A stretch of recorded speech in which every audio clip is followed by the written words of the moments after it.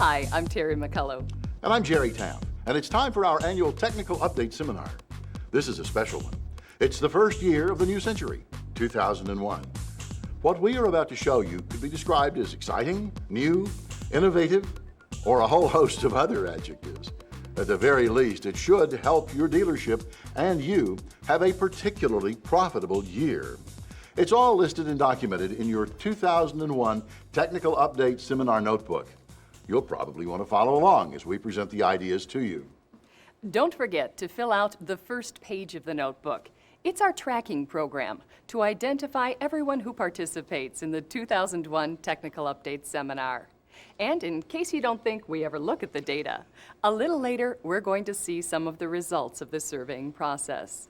And then on the next page is the Update Seminar Video Survey.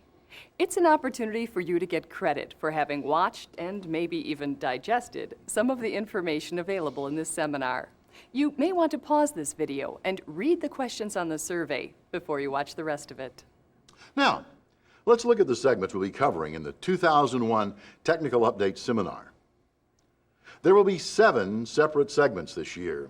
Technically speaking, service tools, service tips and tools, compression diagnostics, our main service item, new engine features, service department, and our annual sneak preview.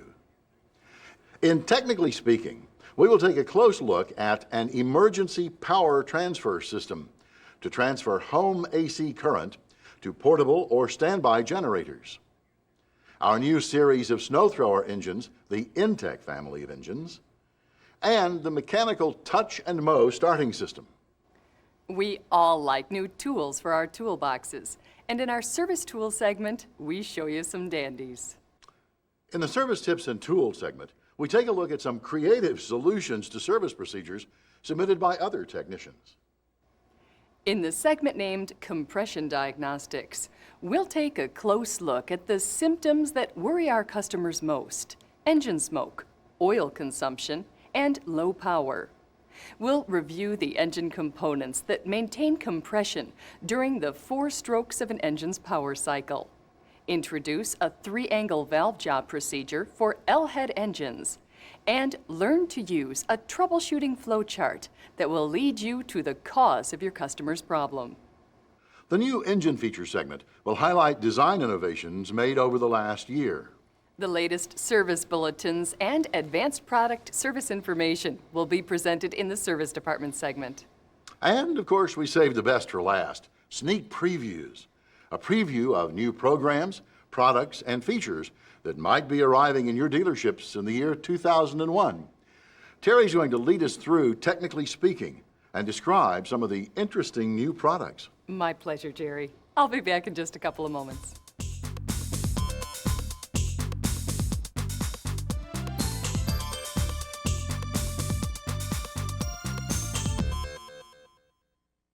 The first of the Technically Speaking topics this year deals with handling power outages during emergency situations.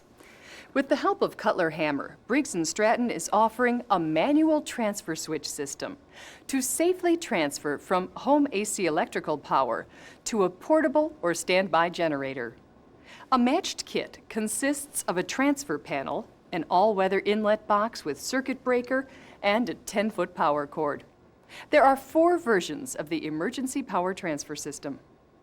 One is for generators up to 5,000 watts, a 6-circuit 20-amp system. The second for generators up to 7,500 watts, a 6-circuit 30-amp system. The third is also for generators up to 7,500 watts, but it's a 10-circuit 30-amp system. And a fourth, a system for generators up to 12,500 watts, rated at 10 circuits and 50 amps. These transfer switch systems allow for a means of attaching portable generators to a house in a completely safe manner. However, installation should be done by a qualified electrician. On the engine development front, there are 3 new InTek snow engines added to the InTek line. The snow engines are available in a 6.5 horsepower version, model 110,000, a 7.5 horsepower version, model 120,000, and a Model 200,000 that can develop horsepower in the 8 to 12 horsepower range. This chart in your notebook lists all the data on the three models. We've highlighted the areas on the chart where there's a difference between models. Give the chart a look to see which InTek snow engine model fits an application you might have in mind. Now I want to show you a neat labor-saving device that's especially welcome on those hot summer days. It's called Touch and Mow. The Touch and Mow is a mechanical spring starter and brake system. Before the Touch and Mow will function, the engine must be started with the standard rope rewind and shut down normally. This charges the starter spring so that the unit is ready the next time the engine is started. When the bail is released to shut the engine down, the Touch and Mow spring is wound up. A clutch and ratchet mechanism prevents overwinding and holds the spring in a tensioned position. To restart the engine, a start lever releases the spring to spin a pinion gear. Centrifugal force engages the pinion with the ring gear on the flywheel and the engine starts. Although the assembly looks similar to an electric start system, some engine parts, like the sump, blower housing, fuel tank, and others, are different. This means that the Touch and Mow system cannot easily be retrofitted to a standard engine. Remember, the Touch and Mow is normally loaded and cocked. Customers and technicians should always discharge the starter and lock it down with a safety key before performing any maintenance. This unit is covered by a 5-year consumer warranty and a 90-day commercial warranty. That covers the Technically Speaking segment. Jerry, could you give us a review of the new service tools?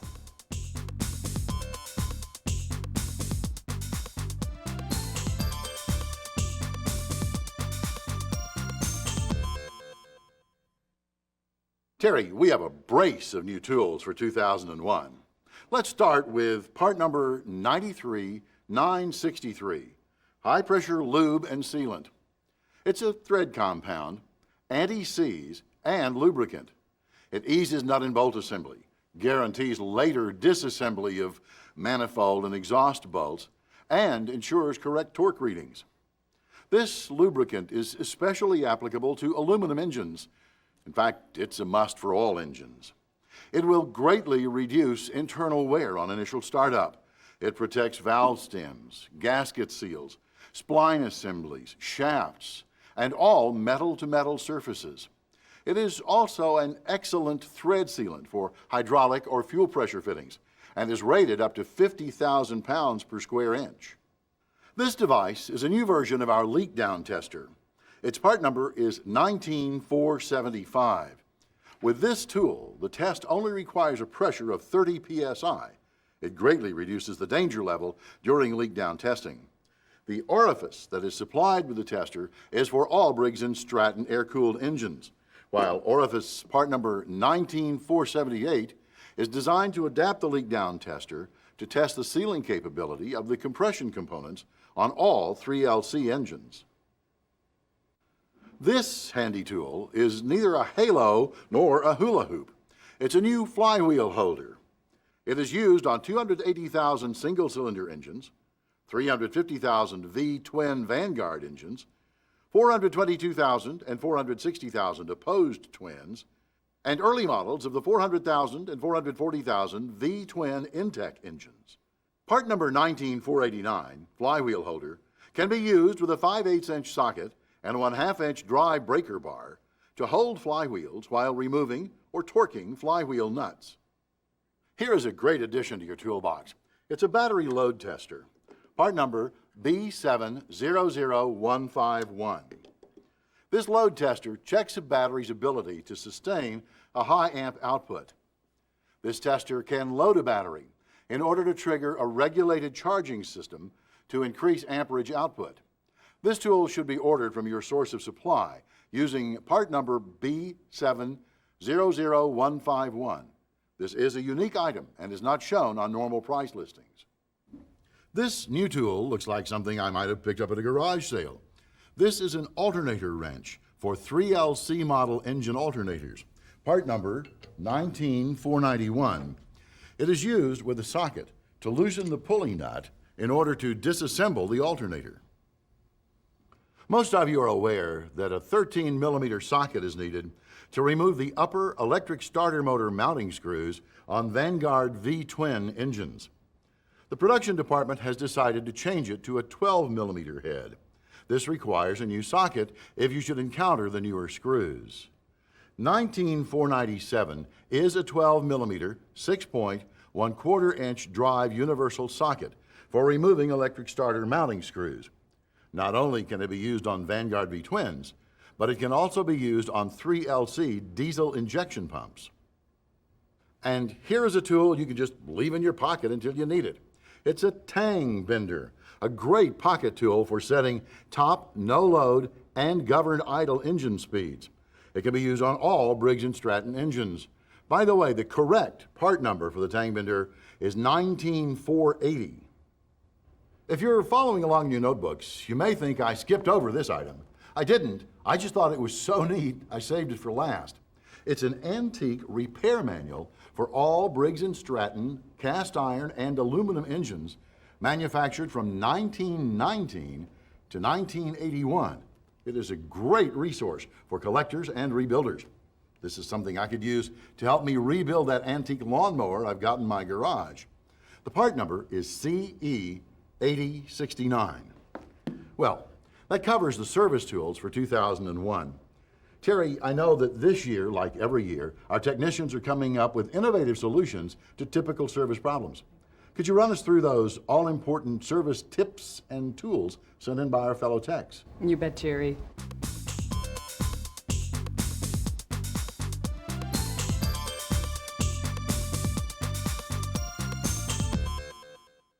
This year, we've received tips from Briggs technicians worldwide. Dave Cody of Piston Power Incorporated in Tucson, Arizona, found an ingenious way to start the starter mounting screws on the Vanguard V-twin.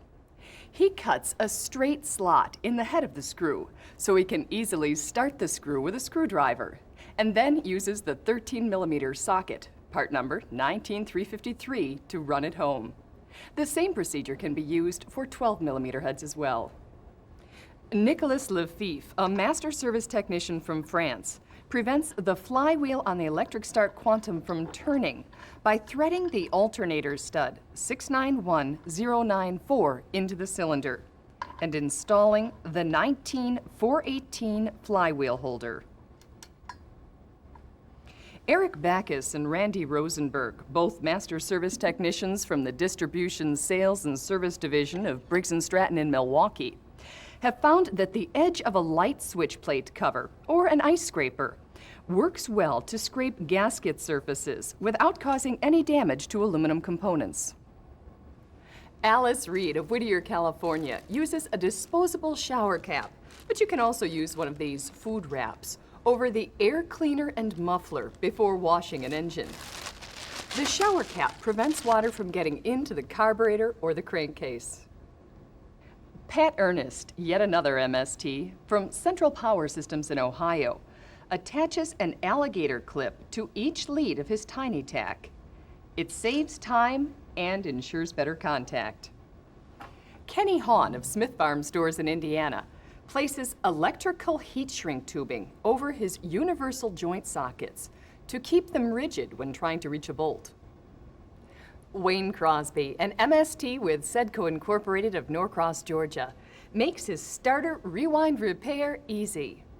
He spot welds a flywheel nut to the outside of a rewind cup.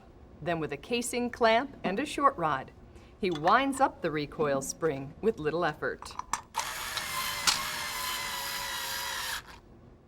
Rodney Rahm, an MST from Rahm's Reworks of Butler, Missouri, uses a fuel line clamp over the fingers of his C-ring installer.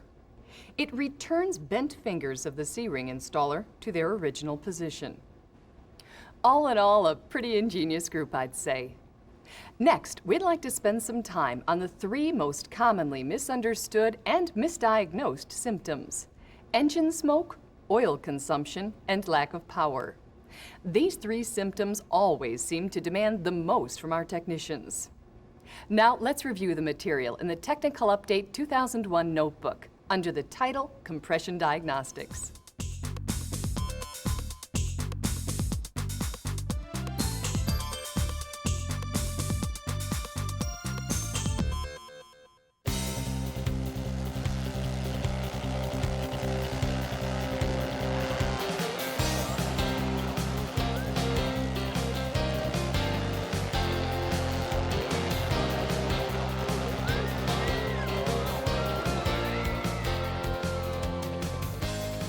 Compression Diagnostics, a systematic approach to solving your customers' compression problems. From Briggs and Stratton.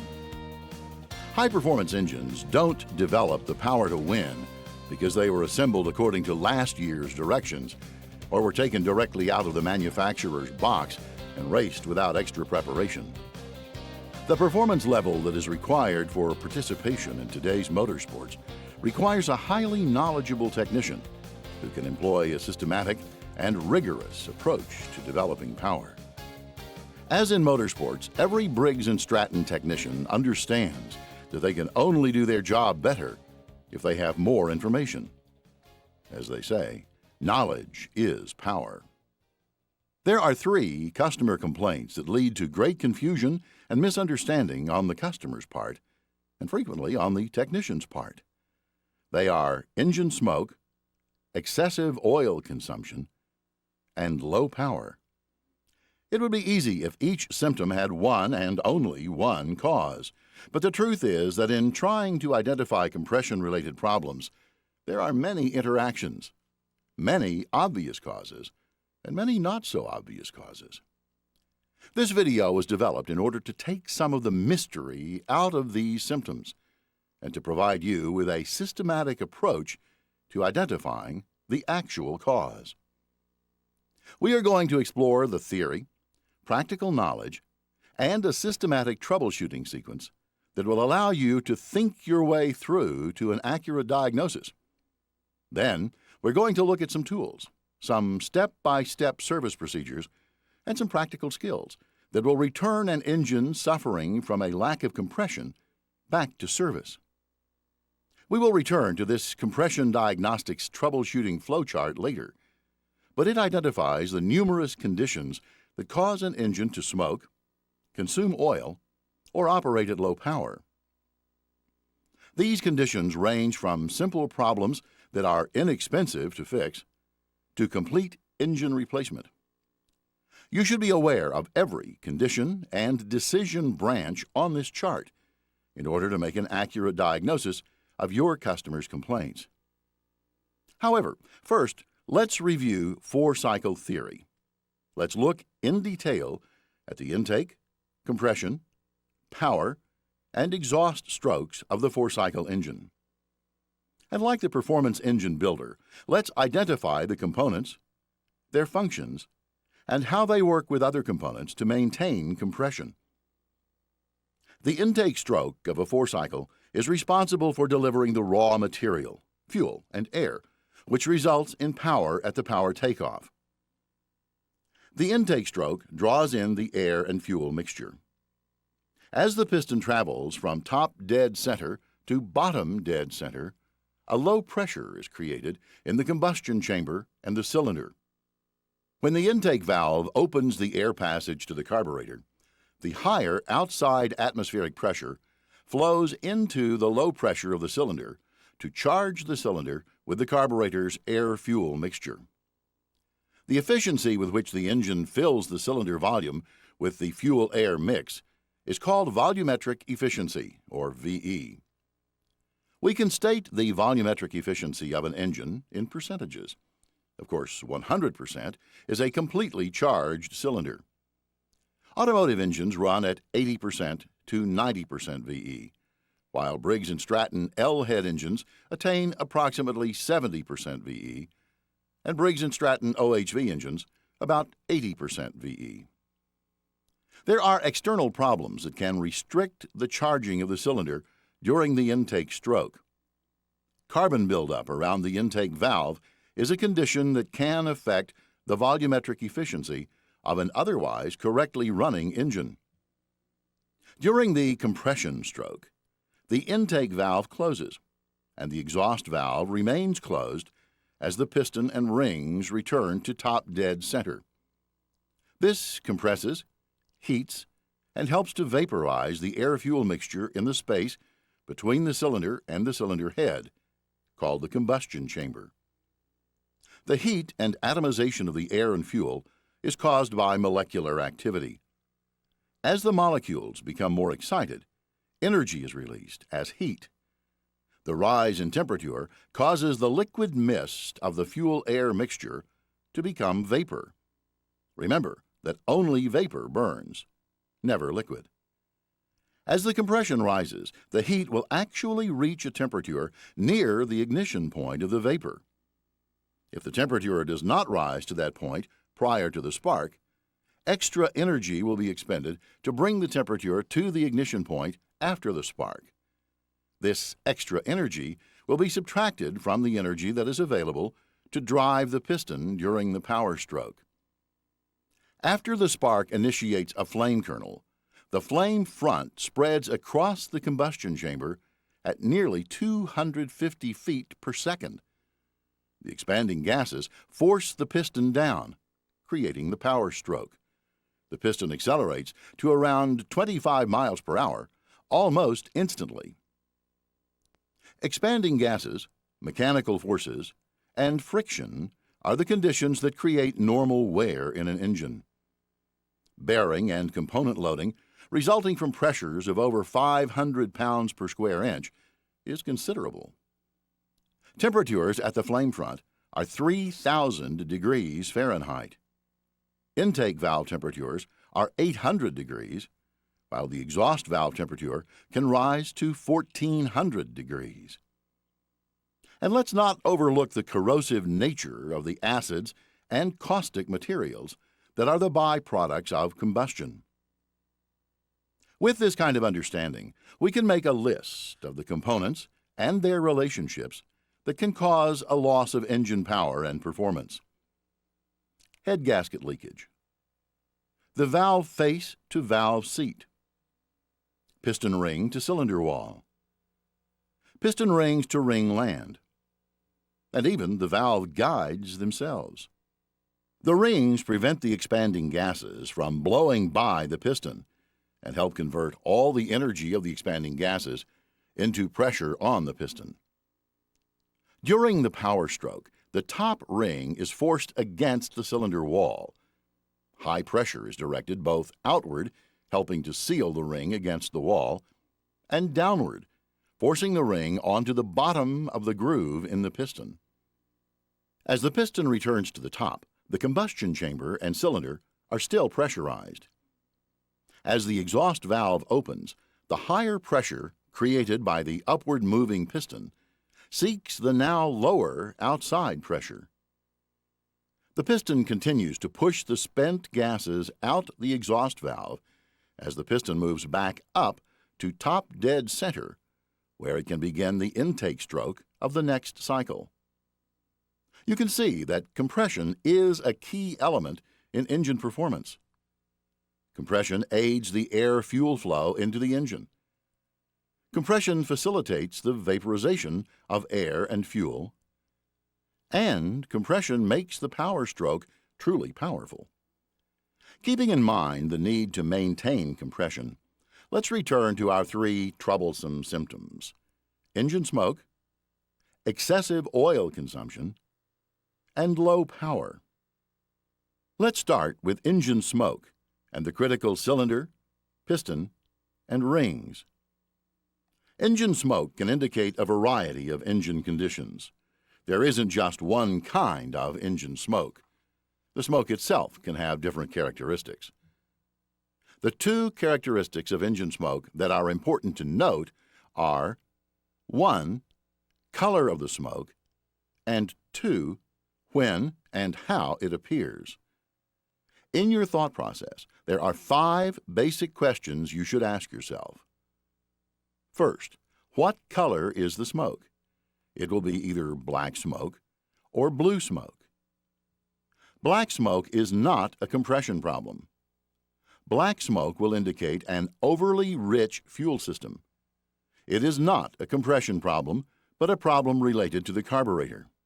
However, blue smoke can be as simple as oil burning in the muffler, residual oil burning in the combustion chamber, or a real sign of a compression problem. The second question: is there a cloud of smoke upon cold engine startup that dissipates completely after several minutes? First, be sure that the engine has not been stored in a tipped condition with the spark plug down. Engines stored on an angle that causes the oil in the sump to migrate over into the cylinder bore will smoke until the oil is burned off. The fix, of course, is to operate and store the engine with the cylinder at the correct angle.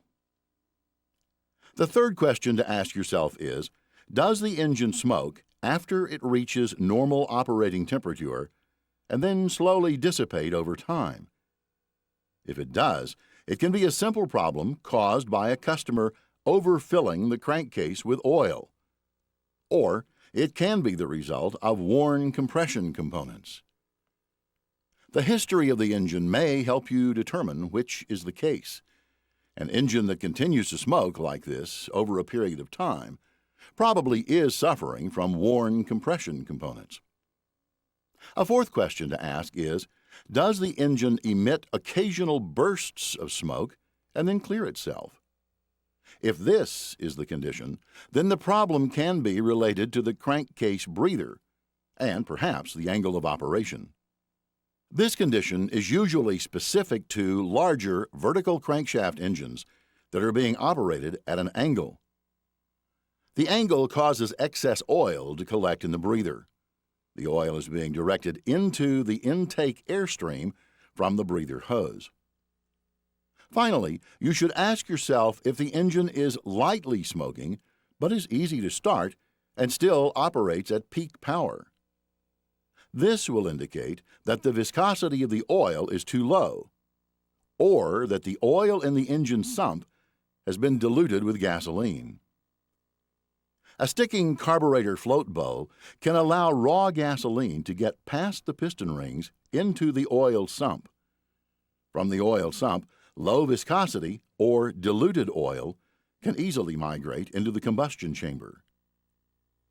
After you have asked these questions and have decided that the smoke is the result of worn compression components, you can begin to investigate which component is the cause of the engine smoke.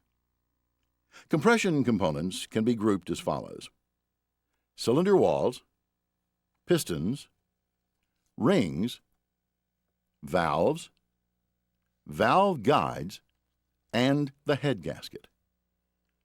Crankcase vacuum can also be a cause of engine smoking. That is why the troubleshooting flowchart provided for compression diagnostics links the two symptoms, engine smoke and excessive oil consumption. However, smoke caused by wear will usually be associated with the cylinder walls, piston, and rings. Let's explore these components first, and then take a close look at crankcase vacuum. Of course, the piston, rings, and cylinder work in combination. As the pressure from combustion increases, the piston is forced downward in the bore. To maximize the conversion of this energy into motion and to reduce pressure losses, the ring is added to seal the piston to the cylinder bore. The term cylinder bore is nothing more than the round hole the piston rides up and down in the engine block. More important to us than the shape of the cylinder is the cylinder wall. The term cylinder wall describes the finish condition of the cylinder, a very important component.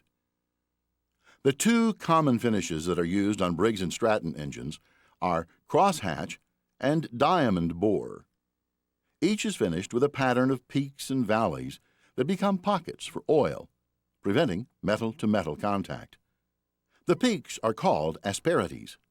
The average height of an asperity is 8/100,000ths of an inch. I doubt there is a measuring tool in your toolbox that can measure that tight a distance. When new from the factory, the higher asperities can cause metal-to-metal contact with the rings. However, during the break-in procedure, the piston rings plane off the peaks and produce a working surface. If a peak is broken and drops between the piston skirt and the wall, light scratching may occur on the wall or the skirt. This is normal to the break-in process. Scratches are more noticeable on engines with softer aluminum surfaces, like the cool-bore and diamond-bore engines. The three rings on Briggs and Stratton pistons are the compression or top ring, the wiper or middle ring, and the oil control ring, the double ring at the bottom of the piston. The compression ring prevents expanding gases from getting by the piston. It, like the other two rings, rotates while the engine is running to wipe away the combustion residue within the ring lands. Combustion residue and shellacs can interfere with the ring land seal, as well as causing rings to stick. A clean, flat ring land surface is particularly important to the compression ring. Most of the oil that gets past the compression ring does so between the ring and the land in the piston, not between the ring and the cylinder wall. The compression ring is sealed against the cylinder wall and piston lands during both the power and compression strokes. A worn ring or a poor seal during combustion and compression does not directly cause oil to get past the rings. However, it results in a loss of crankcase vacuum, lower power, and hard starting. It is the intake and exhaust strokes that are responsible for oil getting into the combustion chamber. Without pressure against the compression ring, the oil mist from the crankcase gets past the ring through the ring groove. This is what causes carbon buildup in the groove of the top two rings. The oil working its way past the rings through the grooves during the exhaust and intake strokes is burned during the power stroke. To maintain compression, the sealing point of the ring against the groove face is extremely important. Either cylinder or ring wear can move the point of the seal. One engine may have the same wear above the reject standard as another, yet not emit smoke from the exhaust. The difference could be in the piston and ring package, and more specifically, where the rings seal in the groove. The wiper ring provides a controlled film of oil to lubricate the compression ring. It also contributes to resisting blow-by past the piston. The wiper ring typically has a tapered face, so that the knife blade shape will scrape the oil down the wall to the oil ring. Wear of the wiper ring reduces engine performance, just like wear to the compression ring. As it wears, however, it allows more lubricant to be left on the cylinder walls. If installed upside down, the wiper ring scrapes the oil upwards. If enough oil collects, the compression ring can be hydraulically lifted off the lower land. If the ring end gap is tighter than the compression ring, blow-by pressures can build up between the two rings with similar results. The oil control ring contacts the oil thrown up by the lubrication system and the crankshaft. It wipes away large volumes of oil. Its double-edged, slotted design allows large amounts of oil to flow away from the cylinder wall without causing any excess drag on the piston. Ports toward the ring groove wall or channels cast in the piston skirt also help quickly remove large quantities of oil. The oil control ring adds little to the compression generated by the compression and scraper rings. It only affects compression if it is broken and damages the cylinder wall. There is another important pressure-related function concerning cylinder walls, pistons, and rings. As the piston moves down the cylinder during the intake stroke, it is creating a low pressure or vacuum in the cylinder. Conversely, it is creating high pressure in the crankcase. The crankcase breather, a one-way valve, opens under the pressure created by downward strokes of the piston and releases the high pressure in the crankcase. During upstrokes of the piston, a low pressure or crankcase vacuum is created in the crankcase. The closed breather prevents air from entering and allows oil to separate out of the air-oil mist. If the breather is plugged or the breather's internal flapper valve sticks closed, high pressure builds up in the crankcase. The high crankcase pressure can cause the rings to lift off of their lower lands, and a burst of oil mist enters the combustion chamber. If there's a leak at an O-ring or other location, air enters the crankcase during the compression or exhaust stroke. There is a higher volume of the air-oil mist than required, and the extra oil finds its way past the breather air intake and ultimately ends up in the combustion chamber. Frequently, this condition causes an oil-soaked air filter. Again, the engine has characteristics of worn compression components, when in fact, it is a loss of crankcase integrity. The simplest way to isolate breather problems is by crankcase vacuum and/or leak-down testing. Let's talk about our third symptom, excessive oil consumption.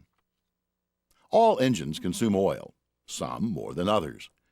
Overhead valve engines tend to run cooler, which allows them to be manufactured to tighter tolerances. The result is, typically, lower oil consumption. The first thing to do when troubleshooting a customer complaint of excessive oil consumption is to determine how they've established what excessive is. Once you're satisfied the complaint is legitimate, there are three basic areas to investigate. The first two have already been discussed under engine smokes, because any blue smoke from the exhaust is oil being consumed. Look for anything that disturbs crankcase vacuum, such as a faulty breather or a crankcase air leak. And look for worn compression components, such as the rings and cylinder walls. The third area to consider for the complaint of excessive oil consumption is an external leak, such as an oil seal or sump gasket. Now, let's focus for a minute on the low power complaint. Often, when the customer makes the statement that the engine is hard to start, it is an indicator of low power. Low power can be the result of worn compression components, but may be more commonly caused by valve train problems. And since we've covered the cylinder walls and rings in some depth, let's take a close look at the valve train.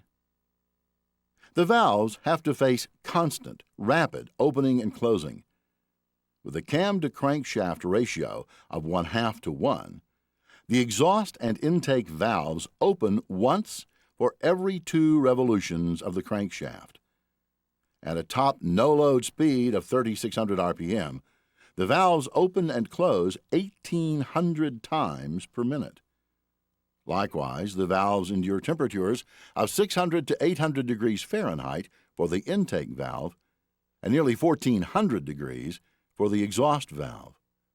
The most common valve failure that affects compression is the seal formed by the valve face contact with the valve seat. So, how does that happen? Well, let's start at the top of the valve stem and work our way down. That's the top for overhead valve engines, or if you prefer, the bottom for L-head engines. First, insufficient valve clearance, or valve lash, can be a cause of low power by preventing a valve from closing all the way. For overhead valve engines, valve lash is measured between the rocker arm and the valve stem, while for L-head engines, valve lash is the clearance between the end of the stem and the tappet. A partially open valve will allow compression pressures to escape. And remember that heat can cause the valve stem to grow. What is sufficient valve clearance at low temperature may become insufficient valve clearance at high temperature. In addition, the exhaust valve is cooled by its contact with the seat. If the valve overheats, the valve face and the valve seat will pit, erode, and burn. Next, valve guide wear can cause the valve face to not seat. This type of wear is normal over time and should always be considered when working on an engine with high operating hours. The rocking motion of the rocker arm or the cam lobe on the valve stem is a diagonal pressure that wears on the valve guide. The more wear, the greater the angle of the valve in its guide.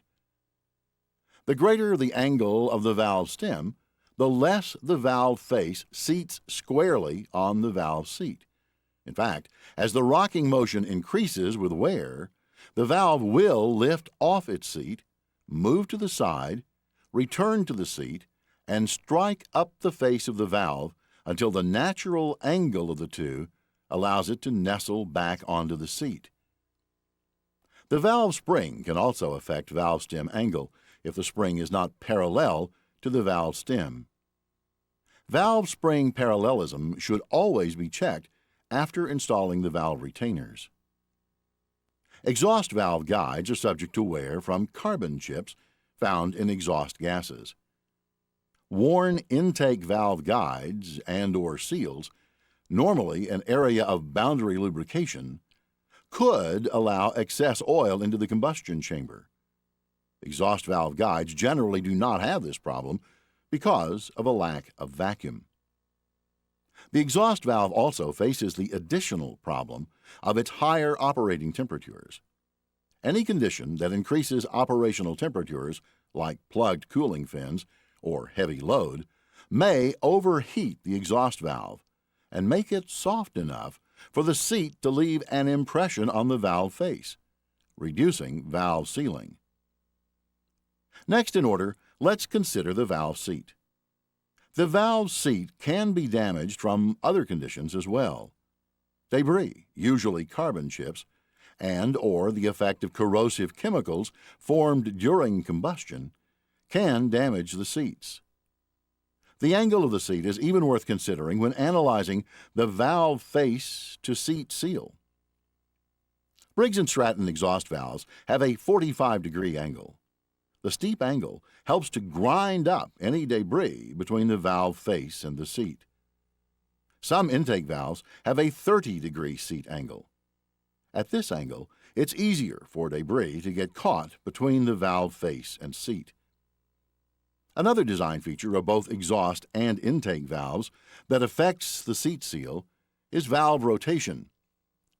Too little rotation or lack of rotation can cause buildup on the exhaust seat, which may result in overheating, while too much rotation can cause accelerated wear.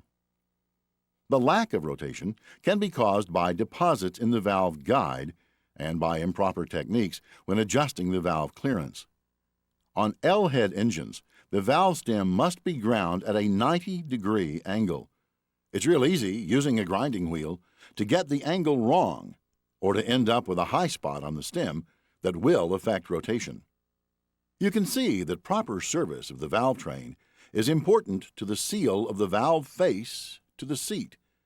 Any minute deviation in angles or contact faces can have an effect on the life of the engine.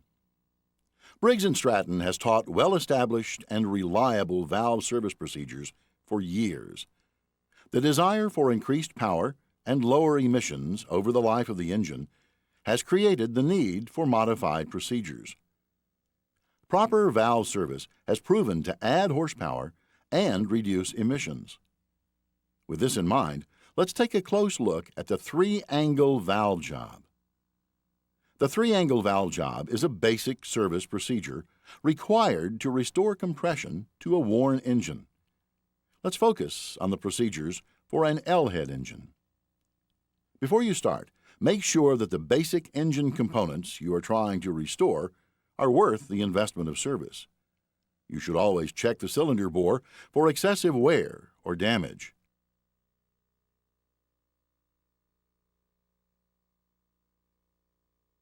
Check the head to block trueness.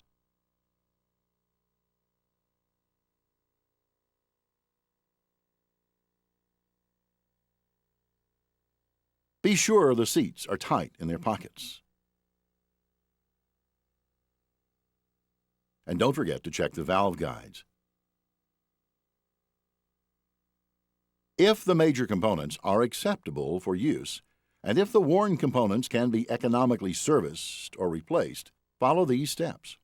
First, block the valve spring chamber, and if the carburetor has not been removed, block the passage from the port into the carburetor venturi with rags or cardboard. Second, decarbonize the valve pocket with a die grinder or drill utilizing a fine wire brush. Gently remove the carbon from seats and from the area around the seat as it interferes with airflow. Next, clean up the carbon chips that may have fallen into the guide. Use a nylon brush. Fourth, remove the rags and cardboard. Fifth, install the correct-sized pilot in the guide. Push the pilot in until it binds. Then, place the pilot pin through the hole in the end, and while pressing down, twist the pilot 1/4 turn. The pilot must be snug to guide the cutter. If the pilot is not tight, use the next oversized pilot. Sixth, determine whether the engine has a 30 or a 45-degree base seat angle. You can use the Briggs & Stratton valve seat service chart to determine which is the correct seat angle for the engine model series. For the seventh step, install the 60-degree cutter on the pilot. Handle all your cutters gently when installing and removing from the pilot. If you drop it or jam it against the seat, you can scar the seat. Rotate the cutter 3 or 4 turns to make a bottom narrowing cut. That's angle 1. 8. Make a top narrowing cut by using a 31-degree cutter the same way, 3 to 4 turns. If the base angle is 30 degrees, use a 15-degree cutter. That's angle 2. 9. Install your selected base cutter, 31 degrees for a 30-degree base angle, and 46 degrees for a 45-degree base cut, and cut the contact area of the seat. Don't rotate the cutter too fast. It can create chatter marks on the seat. Take about 3 seconds per rotation, and don't put too much pressure on the cutter. That too can cause chatter. Rotate the base cutter until the valve face to seat seal is 3/64 to 1/16 of an inch wide. This is angle 3. When you are within this width, stop. No wider, no narrower. Now, step 10. Paint the seat with Prussian blue or layout fluid. Magic marker can work as well. 11. Use the base angle cutter and turn 2 to 3 times to remove the layout color. This is your contact area. 12. Measure the seat contact area to be sure it is 3/64 to 1/16 of an inch wide. 13. If it is too narrow, use the base angle cutter and make several more rotations, and measure the seat again. 14. If it is too wide, go back to the 60-degree cutter and start the procedure over. Finally, step 15. When the new seat is the correct width, use compressed air to remove the chips before removing the pilot. That's it. Take a close look. It's a valve seat that will seal to the valve face to maintain the compression that will make this engine run like new.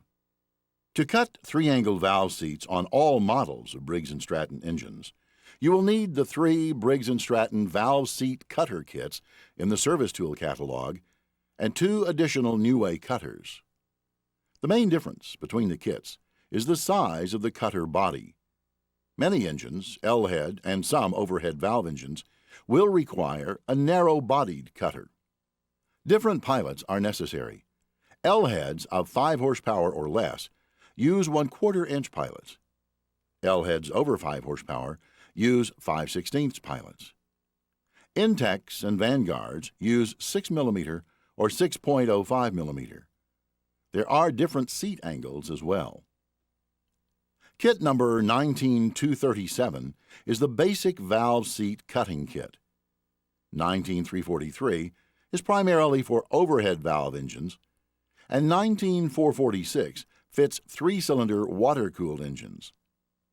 If you have these, you need only the small-bodied 60-degree New Way 111 cutter and a large-bodied 15-degree by 60-degree New Way 124 cutter to be able to service all Briggs & Stratton engines.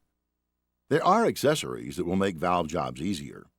The Minnesota-based Goodson Company can supply nylon bristle brushes for cleaning valve guides in 1/4 and 5/16" sizes. Goodson is also a source for 1/4 inch and 5/16" sizes finish hones for the valve guides, and they can provide either blue or red layout fluid as well. One more tool, this one from Snap-on, is also necessary.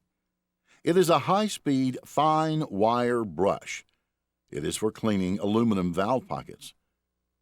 Briggs & Stratton has published all the data you will need to do a quality 3-angle valve job in a valve seat service chart.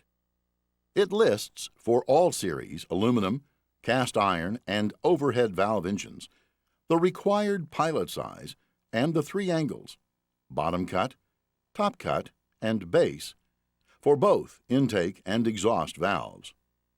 For convenience, it also lists the corresponding New Way manufacturing part numbers. Simply identify the engine model series you are servicing and follow the row to the right to find the base angle. Let's step back now to where we started this section on compression diagnostics. We started with symptoms, customer complaints, 3 of them: engine smoke, excessive oil consumption, and low power. Briggs & Stratton has organized the theory and information that we've been discussing in this section into a troubleshooting flowchart. It is a comprehensive approach to the decisions that should be made to correctly identify the cause of your customer's complaint. Identify the symptom, follow the arrows, and make the decisions at the choice branches. Does the engine exhibit an excessive oil consumption condition? Read the next box down and decide if the oil level drops more than 1 ounce per hour. If not, the oil consumption is acceptable. If yes, then check for engine smoke. And if still yes, follow the arrows to the top of the engine smokes path to determine the color of the smoke. Follow this chart, and it will make troubleshooting a lot easier and eliminate expensive repairs that are not necessary or are not the cause of the problem. Compression diagnostics is a pretty complex subject. However, with the new troubleshooting chart, some standard tools, and a little knowledge, all Briggs & Stratton technicians will be able to master this important subject.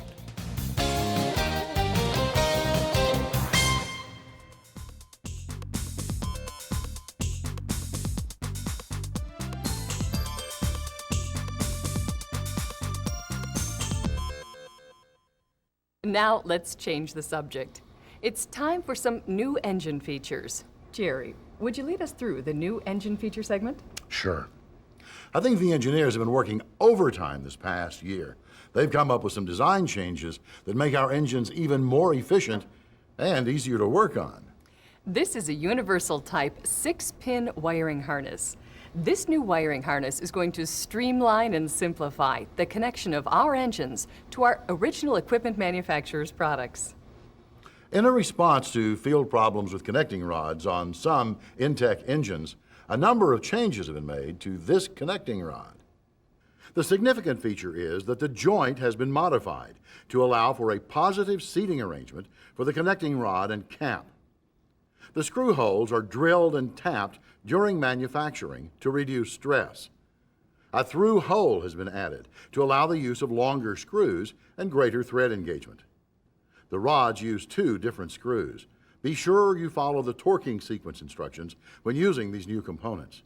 It is very important to first torque the upper connecting rod screw to 100 inch-pounds and then torque the lower connecting rod screw to 100 inch-pounds. Always rotate the crankshaft several times to be sure the connecting rod and crankshaft turn freely. You'll find the same design on newer Quantum engines as well. This is a new head design for model 280,000 to 310,000 series engines. The new heads have cooling fins reoriented for improved airflow and reduced cylinder head temperature. No retrofits are necessary because the original heads maintain cylinder head temperatures well within specifications. The InTek rocker arm jam nuts have been upgraded with a simple ball and socket design with a hex head screw similar to the Vanguard OHV engines. It means simplified valve clearance adjustment and extended plate life. Here's the kind of improvement that frequently gets overlooked, but sure makes our lives easier. On the Quantum air cleaner backing plate, the cable bracket has been molded into the plate. Now, this change greatly improves manufacturing process and reduces the cost of production. And here's another. For the Model 130,000 engine series, now utilizes a quieter, longer life polymer cam gear. The high-performance plastic has been used for years in other Briggs and Stratton engines. And the valve springs are now identical for both intake and exhaust. Quantum Sprint, Classic, and Quattro models will all receive a new Reed-style crankcase breather. The new breather will deliver improved sealing and performance. The Quantum and the vertical InTek will be arriving with a unidirectional live conduit flywheel brake system. The new linkages will make life easier for our original equipment manufacturers. Do you have anything else, Jerry? There's always something more, I guess. For the single-cylinder Vanguard, this unique oil drain extension will improve oil draining on many different applications. And if it's not long enough, it can be threaded into a second extension to double the length. Finally, several intake stators have been made available. A 3-amp DC unregulated stator, a dual circuit, and a 10-amp DC regulated stator are available. Terry, what's new in the service department?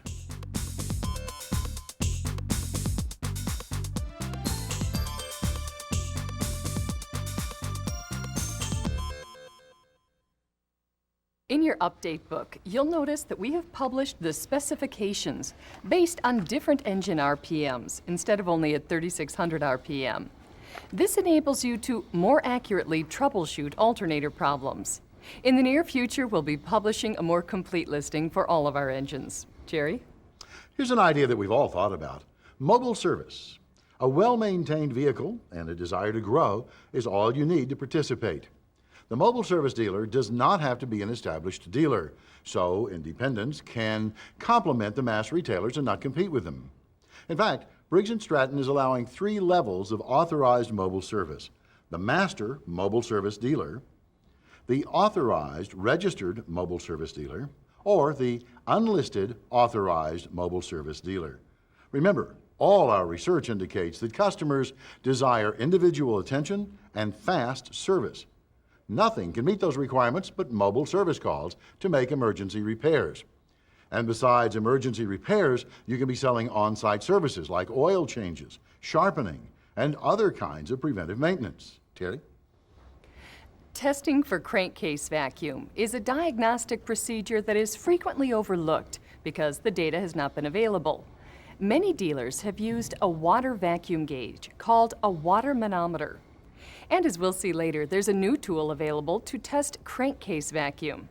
So Briggs & Stratton has published a chart of minimum crankcase vacuum readings. It covers all current Briggs & Stratton engines. For example, the crankcase vacuum for a 138-400 Vanguard engine should read a minimum of 10 inches of water.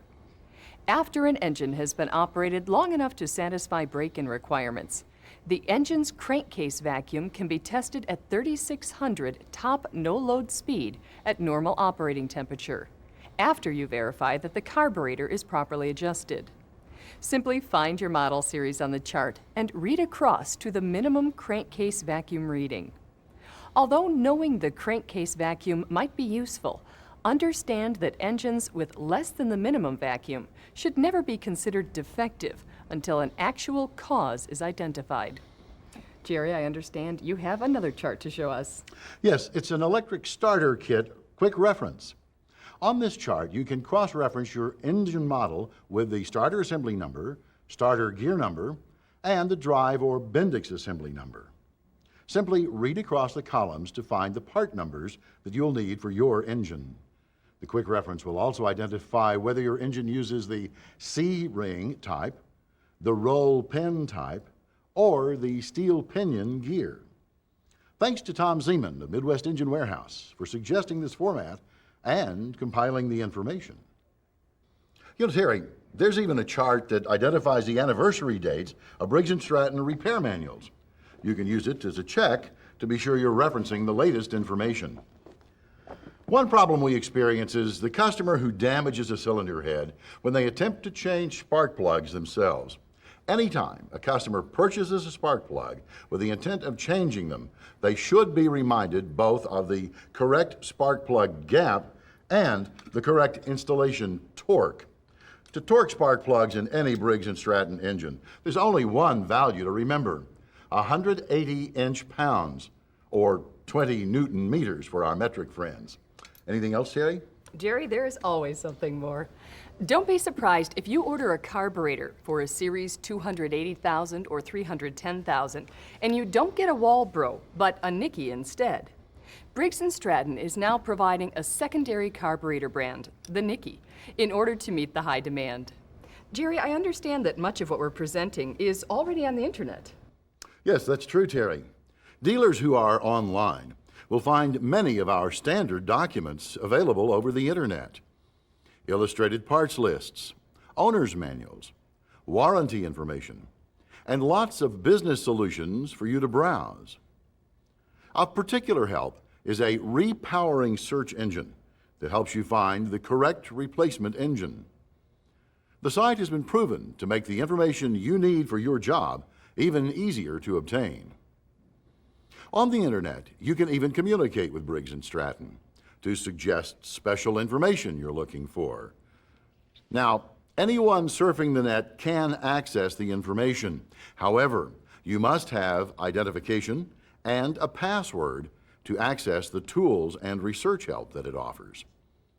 What you need to get started is an email address on file with your distributor and a copy of this extranet brochure, MS 6460. An equally exciting internet tool is the Briggs & Stratton e-claim, an internet warranty claim form. You need no extra software. All you need is your warranty dealer number and the email address on file with your central sales and service distributor. Just log on to www.briggsnetwork.com. The initial password to enter eClaim is simply admin. Enter the required fields. Part numbers are validated, and claim payments are made more quickly. Terry, do you have anything else? Yes. Here is another standardized service procedure.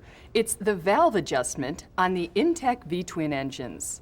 The proper procedure for adjusting valve lash clearance is to rotate the piston a 1/4 inch past top dead center on the power stroke. The service manual was printed incorrectly and shows the position to be at top dead center. This adjustment procedure brings this engine in alignment with all others. And those tracking program forms at the front of your update book, bet you thought we threw them away. Well, after years of faithfully filling out the tracking program forms, here are some of the results. There are 2.7 technicians per shop. The average age of a service technician in our industry is 42 years old. The average technician has been in the industry 14 years. Technicians make up 50.4% of the attendees at the annual update seminar. And for those of you not yet in the computer age, here's a growing number. 71.3% of dealers have computers. Here's an addition to an already successful sales program, a battery accessories program. The startup kit includes a wide range of accessories, including battery cables, trickle chargers, a hydrometer, metal brush, and more. The display takes up no additional space and attaches to the top of your battery center. When tightening to a specific torque, It is not necessary to reach the torque valve in steps, unless step torquing is noted, along with the correct sequence in the service manual. If you have time and feel step torquing will make a difference, you should certainly go ahead and do it. We have become aware that many dealers do not realize that there is a special engine for fun cart applications. The 136-200 service engine should be used on fun carts and similar applications. These are difficult and unique applications which require special design features to enhance safety and performance. Some of these engine features include a high-out muffler with a wire guard and shield, finger protection in the starter assembly, and a unique venting system which attempts to reduce fuel spillage in the event of a cart overturn. However, fires can occur if the application is overturned. Operator care must be used to avoid such situations. Operators must drive go-karts in a reasonable and prudent manner and in accordance with the cart manufacturer's directions. Emission standards are an ongoing issue for all of us in the small engine business. As of July 1st, 2000, Briggs & Stratton Class II engines, 225 cc and above, are being manufactured to EPA Phase II standards. Class I engines, 190 cc and below, have yet to be required to be categorized with an emission durability period, though the target date is 2007. If you haven't had a chance to study the requirements, it pretty much boils down to this. The California Air Resources Board requires certification in categories and prints the certification on an emissions label on the engine. You will find the emissions durability period. The engine will be certified to one of three levels: moderate, emissions compliant for 125 hours, intermediate, emissions compliant for 250 hours, or extended, emissions compliant for 500 hours. And on the same label, you'll find the air index. The air index number is a calculated value ranging from 1 to 10 based on the emission output level of a specific family of engines. The lower the number, the cleaner the engine. Another handy tool for the customer service counter is the Briggs & Stratton Time Analysis Repair Guide. Its part number is MS6341. This guide will help you develop repair estimates and shop tickets. The repair times are the averages of repair time responses to surveys conducted with numerous MSTs using standard hand tools and special Briggs & Stratton tools when required. Though this guide does not cover all possible repairs, it does cover the common ones. Coming up next, Sneak Preview, a segment of previews of new product and features that will be coming along during 2001.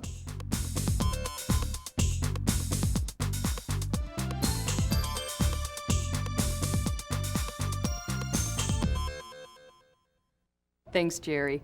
I always enjoy being the bearer of some of the most exciting news in the industry. First, I'd like to introduce Master Parts Pro, a companion to the Master Service Technician program. Master Parts Pro will quickly turn your parts counter into a profit center by focusing on the knowledgeable counter personnel who can identify what the customers want and guide them toward products they may not realize they need. The Master Parts Pro testing program will provide motivation and recognition for a very important part of our business. I've got a couple of quick ones here. There is the new horizontal InTek engine designed for the Asian market. Its features include dual ball bearings and a foam element air cleaner. This series of engines will carry the model designation 124-400.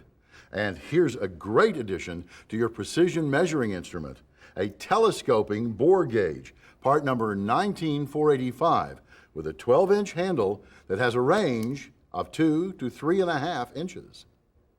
This one is exciting. Briggs & Stratton is making a major venture into engines and drivetrains for two-wheelers. That's right, motor scooters. In a joint venture with the Hero Group, motor scooter engines will be manufactured in Ghaziabad, India. That's near New Delhi. The engine will be an overhead cam 75cc 4-stroke, delivering 4.2 horsepower at 8,000 RPM. The engine will be mated to a 4-speed manual transmission, a 2-speed automatic, or to a CVT for a variety of motor scooter styles. The Indian plant has a manufacturing capacity of 400,000 engines per year. Meanwhile, if you're looking for real horsepower, Vanguard will be introducing a 25 horsepower liquid-cooled engine. It will be a V-twin with full pressure lube, a 4-inch diameter cyclonic air cleaner, an optional muffler, a solenoid shift starter, and a 25 amp alternator. Here is a neat tool, a pressure gauge and vacuum pump. It's called the Mighty Vac. As a pressure gauge, it can be used to check inlet needle and seats for leakage and carburetor bodies for porosity. As a vacuum pump, it can be used to check the 3LC engine for choke dashpot pull-off. The part number for this tool is 19493. Is there anything else, Terry? Of course there is, Jerry. Another new engine from Briggs & Stratton's ever-increasing range of applications, the micro engine. The micro engine is a 3/4 horsepower 4-stroke engine targeted for handheld and other small portable power applications. It uses a patent-pending L-head design and is capable of 270 degrees constant and 360 degrees intermittent angles of operation. If you need a set of torque star bits, part number 19442, they can be purchased from your source of supply. And if you already have a set but you've lost or misplaced some bits, we will soon be offering individual replacement torque star bits. To simplify alternator and starter motor testing, the 19499 current clamp is a good solution. Simply plug it into your Fluke multimeter and clamp it around any lead wire on the engine. It can be used instead of the DC shunt and reduces the amount of time required. A new material, laminated steel and high-impact polymer for cam gears will be introduced this coming year. The design will substantially reduce gear noise. By modifying an old oil fill plug to accept a screw-in barbed fuel inlet fitting, the 19495 digital crankcase vacuum tester can be used to take crankcase vacuum readings, start the engine, and bring it to top no-load speed and normal operating temperature. Turn on the gauge and take your reading. Hey Jerry, I've heard some rumors about some perks for master service technicians. Are they true? Yes, they are, Terry. Currently, there is a special offer of precision tools for the master service technician. Briggs & Stratton is offering MSTs a range of quality micrometers at an excellent price. They are offered in the following sizes: 0 to 1 inch, 1 to 2 inch, 2 to 3 inches, 3 to 4 inches. The mics are available individually in plastic cases with the MST logo, or can be grouped in this single wooden case. Finally, one last offer that's being made to all of us. After years of understanding the importance of bore and ring wear, Briggs & Stratton is going to offer a dial bore gauge, part number 19487. No longer are we going to have to guess how rings fit into cylinders to determine if a bore job is in the future for a given engine. Using this instrument, you'll be able to check for taper and out of round as well as wear. You'll be able to record accurate measurements on your work tickets to help your customers make the correct decisions. Well, what do you think, Terry? A lot of neat stuff. Some great tips and, most important, great new ways to make your customers happy and your dealership profitable. I don't know if I was more impressed with the new engines, the tools, or the service procedures. The InTek series certainly has been refined, and I can't wait to show off my new knowledge of 4-cycle compression diagnostics. We're taking greater advantage of the internet, and I really think service on the move is a great opportunity for some ambitious technicians. But you know, my favorite is the joint venture manufacturing of engines for two-wheelers. I'll have to get out my helmet and leathers. It is all pretty neat stuff, Terry. Let's watch 2001 and see how it all works. It can't help but be an exciting year.